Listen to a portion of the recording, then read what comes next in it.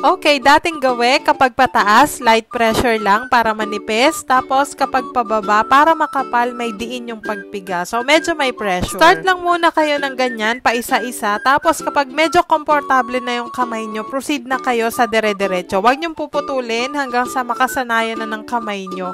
Medyo lalagyan nyo na ng curve para maging maganda yung kalabasan. Basta yung isang kamay nyo, isuporta nyo lang dyan sa isa para magaan yung pagsulat. Now, itry natin magsulat ng alphabet. So, lowercase muna. Subukan yung i-apply yung light press kapag pataas. Then, with pressure, pababa. Hindi naman kailangan perfect agad-agad. Basta isulat nyo lang yung mga letters kung saan kayo komportable. Okay? Wag muna kayo mag-give up. Maliliit na letra pa lang yan. May susunod pa. Kaya kailangan dito mahabang pasensya kung talagang gusto nyo matuto. After nyan, subukan natin mag-uppercase. Eto medyo, hindi naman siya mahirap, pero mas madali yung lowercase, ganun. Pero syempre, kayang-kaya nyo yan. At naniniwala akong kaya nyo. So, ngayon pa lang, proud na ako sa inyo.